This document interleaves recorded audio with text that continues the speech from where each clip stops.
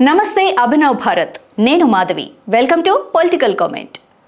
ప్రజల సంక్షేమమే పరమావధి అని అన్ని పొలిటికల్ పార్టీలు బల్లగుద్ది మరీ చెబుతుంటాయి. ప్రతి పార్టీ అధికారంలోకి వచ్చిన తర్వాత ప్రజా సంక్షేమం కోసమే పలు పథకాలను తెస్తుంది. వారి జీవన ప్రమాణాలను మెరుగుపరిచేందుకు, అభివృద్ధి దిశగా రాష్ట్రాన్ని నడిపించేందుకు ప్రజా ప్రభుత్వాలు పనిచేస్తూ ఉంటాయి.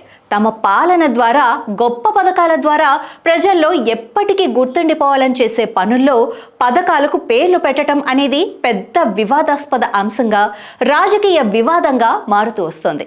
ఇందులో భాగంగానే ప్రజారంజకమైన సంక్షేమ పథకానికి ఒక ప్రభుత్వం నిర్ణయించిన పేరును ఆ తర్వాత వచ్చే ప్రభుత్వం మార్చేస్తోంది. ఆ పేరును వ్యతిరేకించే క్రమంలో పథకాన్ని నీరుగార్చేయటం కూడా జరుగుతోంది. రాజకీయ కక్ష సాధింపుల్లో ఈ పథకాల పేర్లను అస్త్రంగా వాడటం తెలుగు రాష్ట్రాల్లో, మరీ ముఖ్యంగా ఏపీలో గత 2 దశాబ్దాలుగా జరుగుతున్న వింత పరిణామం.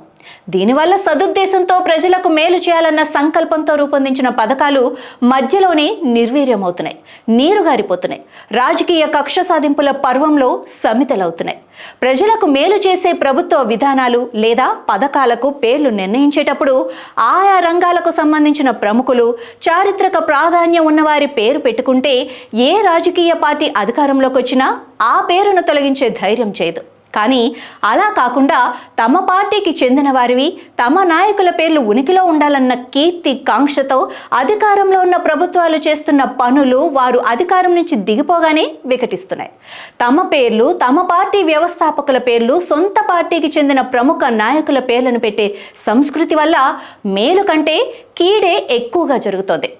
5 ఏళ్ల తర్వాత ఆ ప్రభుత్వం ఉండవచ్చు, ఉండకపోవచ్చు. తర్వాత వచ్చే ప్రభుత్వానికి ఆ పేర్లు నచ్చకపోవచ్చు. దాంతో ఆ పేర్లను మార్చేయటం, శిలాఫలకాలు కూల్చేయటం, విగ్రహాలు పగలగొట్టడం, బ్యానర్లు, బోర్డులు తగలపెట్టేయటం లాంటి ఆటవిక చర్యలకు పూనుకోవటం చేస్తున్నారు.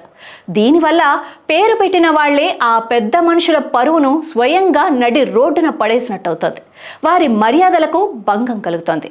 ఇలా పథకాలకు పేర్లు పెట్టి ఆ నాయకులను, వారి కుటుంబ సభ్యులను అవమానించడానికి కారణం కావటం ఎంతవరకు సమంజసం? దీనికి బదులు పలు పథకాలకు, నిర్మాణాలకు ఆ రంగాలకు చెందిన వివాదరహితమైన ప్రముఖుల పేర్లు పెట్టి ప్రజలు, ఇతర వర్గాలు, ఇతర రాజకీయ పార్టీల వ్యతిరేకతను లేకుండా చేసుకోవచ్చు కదా. అవసరమైతే పేరు పెట్టేటప్పుడే పార్టీల అభిప్రాయాలు తీసుకోవచ్చు కదా. కూటమి ప్రభుత్వం ఏర్పడిన తర్వాత ఏపీలో 2 పొలిటికల్ రైవల్ పార్టీల నేమ్ చేంజ్ గేమ్ చూసి ప్రజలు అసహ్యించుకునే పరిస్థితి వచ్చింది. ఎక్కడ చూసినా తమ పార్టీ రంగులు, తమ పార్టీ నేతల పేర్లు, ఫోటోలు ఉండాలన్న దుగ్ధతో చేస్తున్న ఈ పనులు ప్రజలను విస్తుపోయేలా చేస్తున్నాయి. ప్రజాస్వామ్యంలో పాలకులు ఉన్నది ప్రజాసేవ కోసమే, కానీ ప్రజలు ఉన్నది నాయకుల కీర్తి ప్రచారాలకు కాదు. ఈ విషయాన్ని గ్రహించి ఇకపై అయినా ప్రజాధనంతో చేసే ప్రతి పనికి ప్రజామోదం ఉండే వ్యక్తుల పేర్లనే ఖరారు చేయాలి.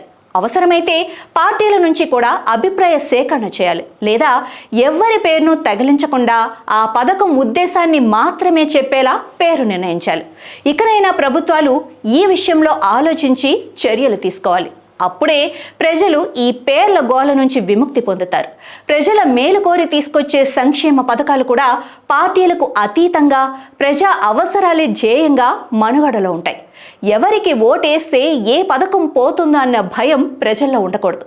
ఎవరికి ఓటు వేస్తే అప్పటికి ఉన్నదానికంటే ఎక్కువ మేలు జరుగుతుంది అని ఆలోచించే పరిస్థితులు ఉండాలి.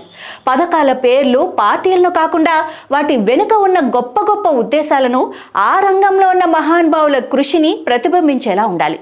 ఆ దిశగా పార్టీలు, ప్రభుత్వాలు ఆలోచిస్తాయని, పథకాల పేర్ల విషయంలో ఇకనైనా మార్పు వస్తుందని ఆశిద్దాం. నాయకులారా, మీ పనితనం మీ అధినాయకులకు తెలియజేయాలనుకుంటున్నారు. ప్రజలారా, మీ సమస్యలను మీ నాయకులకు తెలియజేయాలనుకుంటున్నారు. ప్రజా సమస్యల పరిష్కార వేదిక మీ అభినవ్ భారత్.